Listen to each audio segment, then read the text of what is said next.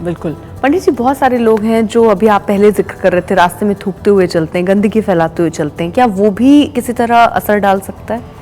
अर्पिता, एक तो वैसे भी समाज को गंदा मत करिए, और गंदगी फैलाने के बारे में ज्योतिष बहुत सारी बातें बताता है कि आप पवित्र नदियों को गंदा मत करें, पेड़ पौधों को गंदा मत करें और साफ सफाई को मेंटेन करें। ज्योतिष में उसके बड़े सारे फायदे बताए गए हैं। बहुत सारे लोग ऐसे होते हैं जो रास्ते में थूकते चलते हैं, सड़क पर, दीवार पर गंदगी फैलाते हैं। करते कौन लोग हैं ऐसा? जो लोग रास्ते में थूकते रहते हैं उनका चंद्रमा या शुक्र पाप ग्रहों से पीड़ित होता है।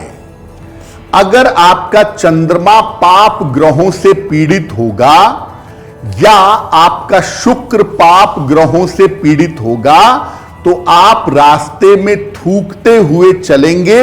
इस तरह की आदत आपको हो सकती है। और अगर ऐसा नहीं है और आप रास्ते में थूकते हुए चलेंगे तो आपका चंद्रमा और आपका शुक्र खराब होना शुरू हो जाएगा। ऐसे लोगों को दूसरे के काम में टांग अड़ाने की आदत होती है। ऐसे लोग दूसरे के काम में टांग अड़ाते हैं और ऐसे लोगों को जीवन में कभी कभी धन का बड़ा नुकसान हो जाता है। इसीलिए ये आदत बिल्कुल छोड़िए, रास्ते में थूकते हुए मत चलिए।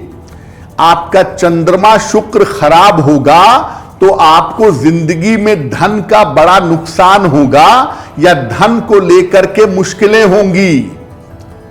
अगर आप इस आदत को छोड़ दें तो धन के नुकसान से आपका बचाव होगा और साथ ही बार बार के उतार चढ़ाव से आपको मुक्ति मिलेगी। तो कृपा करके अगर आप रास्ते में थूकते हुए चलते हैं तो इस तरह की गंदगी मत फैलाइए।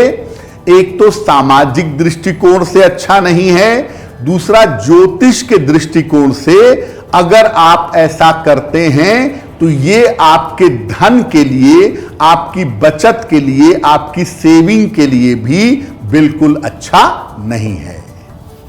बिल्कुल। पंडित जी, कुछ कुछ लोग नाखून चबाते रहते हैं बैठे बैठे और उनकी बहुत पुरानी आदत होती है जिसको चाह के भी वो नहीं छोड़ पाते हैं, वो कैसे नुकसानदायक है? अर्पिता, साइंस ऐसा मानता है, विज्ञान ऐसा कहता है कि जो लोग नाखून दांतों से चबाते हैं उनके अंदर दो आदतें बड़ी प्रोमिनेंट होती हैं। एक, अगर आप नाखून दांतों से चबाते हैं तो आपकी आंखें कमजोर हो सकती हैं, और दूसरा, आपको एंजाइटी की, तनाव पालने की आदत डेवलप हो सकती है। इसीलिए बहुत सारे लोग जब बहुत टेंशन में होते हैं तो दांतों से नाखून चबाने लगते हैं। उसका सीधा कनेक्शन आपकी एंजाइटी से होता है।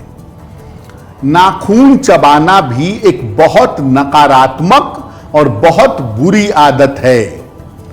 जो लोग नाखून चबाते हैं दांतों से उनका सूर्य कमजोर होता है।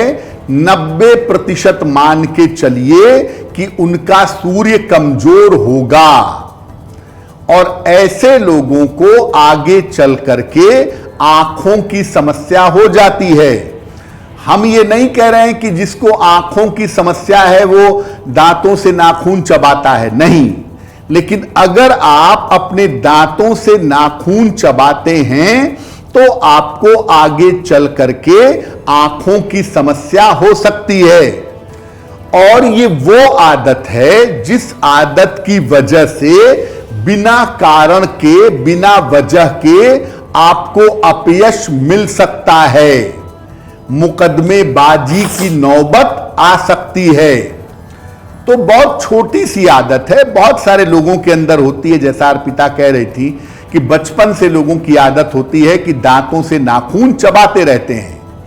अगर आप ये आदत डेवलप करेंगे, आपकी आंखों पे असर पड़ेगा, आपकी मानसिक स्थिति पर असर पड़ेगा, आपको अपयश मिलेगा, बेवजह मुकदमेबाजी की नौबत आपको परेशान करेगी। इसीलिए दांतों से नाखून बिल्कुल मत चबाइए, ऐसा करना अच्छा नहीं है। ये आदत आगे चल करके डिप्रेशन और एंजाइटी भी पैदा करती है।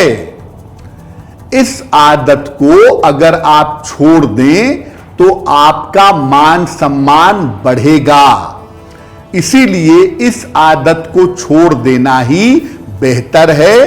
दांतों से नाखून चबाने की आदत जितना जल्दी छोड़ेंगे उतना ही बेहतर होगा।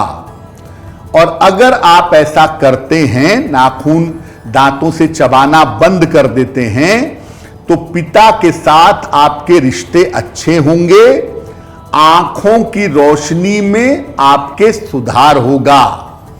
इसीलिए दांतों से नाखून चबाना वैज्ञानिक दृष्टिकोण से भी खराब है और ज्योतिष के दृष्टिकोण से भी काफी ज्यादा बुरी, काफी ज्यादा खराब आदत मानी जाती है। एस्ट्रो तक ऐप पर आपको मिलेगा भविष्य से जुड़े हर सवाल का जवाब। डाउनलोड कीजिए एस्ट्रो तक ऐप और चुटकी में जुड़िए इंडिया के बेस्ट एस्ट्रोलॉजर से।